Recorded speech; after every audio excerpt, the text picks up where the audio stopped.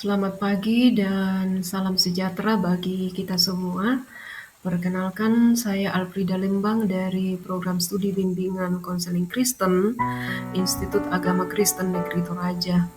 Saya akan memaparkan sebuah video interaktif sumber pembelajaran yang saya pergunakan dalam mata kuliah praktikum bimbingan kelompok.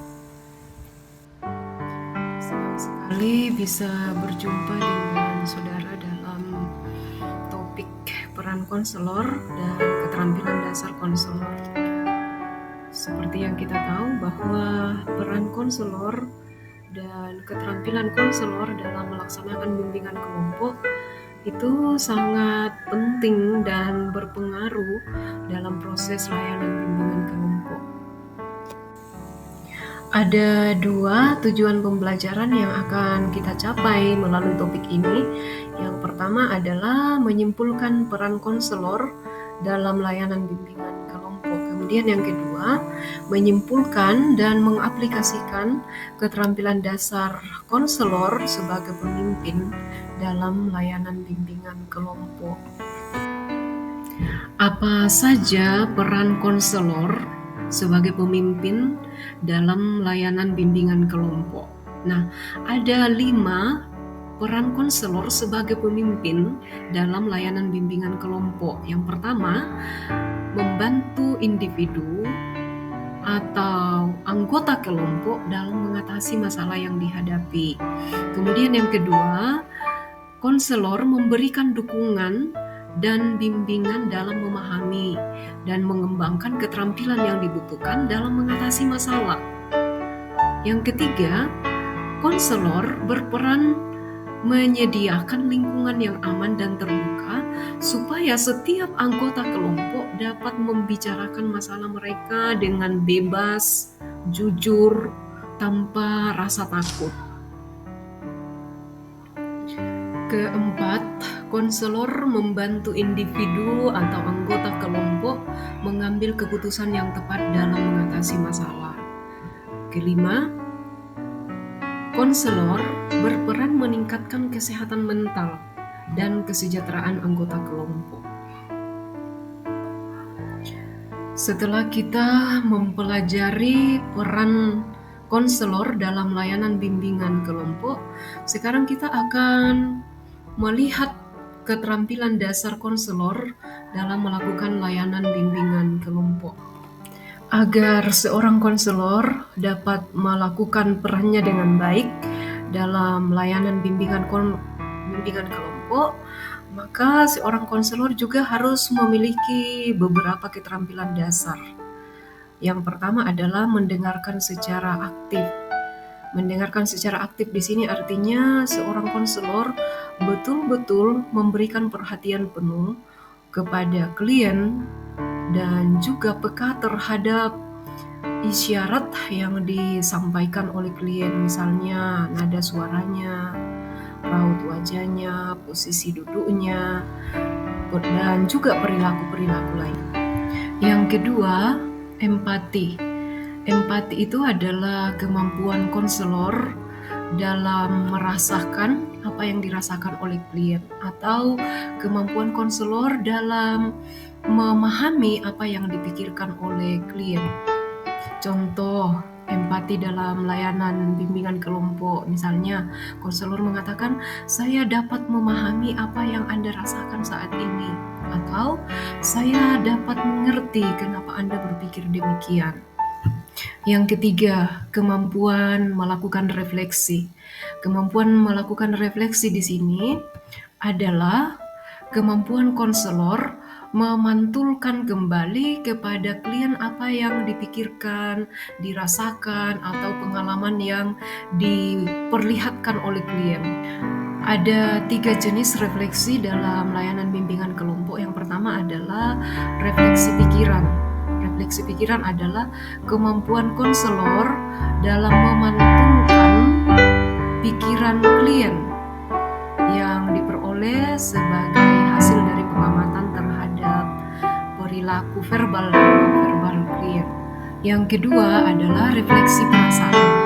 Refleksi perasaan itu artinya kemampuan yang dimiliki oleh konselor dalam kembali kepada klien perasaan yang ditunjukkan melalui perilaku verbal maupun non-verbal.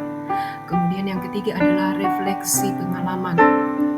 Refleksi pengalaman itu adalah keterampilan konselor dalam memantukan kembali pengalaman klien sebagai hasil pengamatan terhadap perilaku verbal maupun non-verbal yang ditunjukkan oleh klien.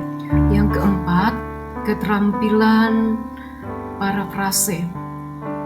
Keterampilan parafrase itu sendiri adalah keterampilan konselor dalam mengungkapkan kembali inti percakapan yang disampaikan oleh klien dengan bahasa yang sederhana dan mudah dipahami.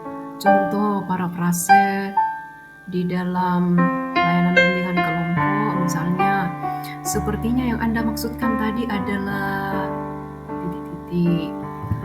Keterampilan yang kelima, berbagi pengalaman.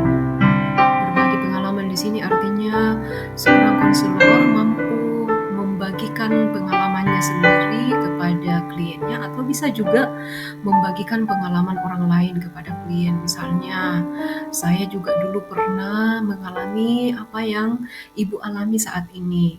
Atau bisa juga mengatakan, teman saya juga pernah mengalami peristiwa yang sedang Ibu alami saat ini. Keenam, eksplorasi. Eksplorasi itu adalah keterampilan yang dimiliki oleh seorang konselor dalam menggali lebih dalam persoalan yang dialami oleh klien, sehingga klien dapat menceritakan masalahnya dengan leluasa. Contoh ungkapan eksplorasi itu misalnya, dapatkah saudara menceritakan lebih detail tentang perasaan Anda saat ini?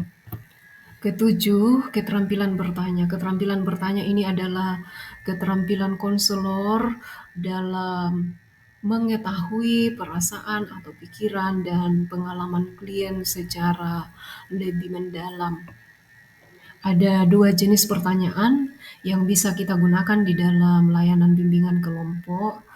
Yang pertama adalah pertanyaan terbuka. Misalnya, mengapa saudara merasa sedih dengan peristiwa itu?